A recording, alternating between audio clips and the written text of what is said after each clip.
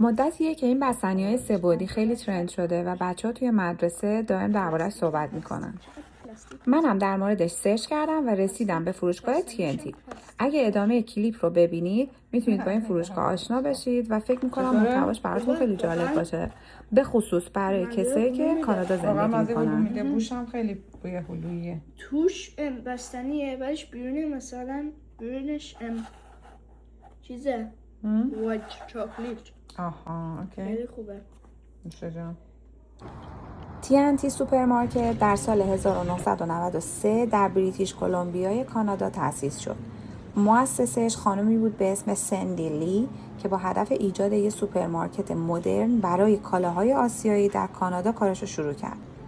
اسم TNT مخفف اسم دو دختر خانم لی یعنی تینا و تیفانیه. در سال 2009 شرکت لابلا کامپنیز لیمیتد این فروشگاه رو به عنوان زیر مجموعه خودش خرید. آها یعنی شیرینه. آره روش نوشته بیسکویت. اوریجینال. اسمل تویستد کوکی.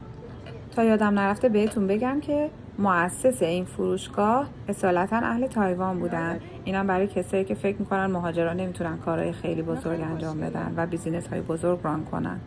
این گارلیک استایل چیکن. خب این چیه؟ مثل دامپلینگ شد. به نظر آره ولی دامپلینگ نیست. این چیه؟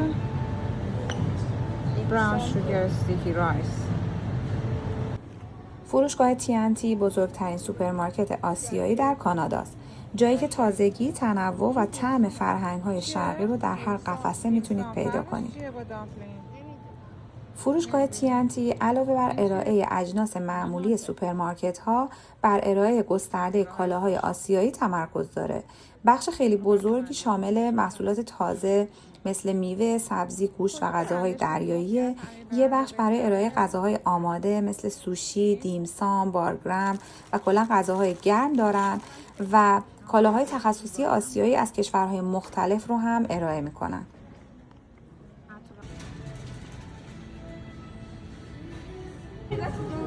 تروپیکال پاردایس توش پشن فروت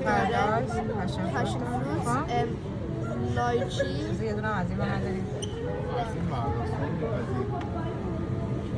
از اونم برمی‌داریم. صبر کنم این چیه؟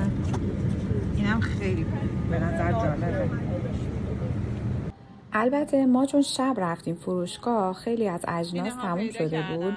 مثلا طعم منگوی این نوع بستنی خیلی پرطرفداره و فقط طعم هلوش مونده بود که البته طعم هلوش هم خیلی خوب بود و خلاصه اینجا پیداش کردیم. هلوش هم خوبه.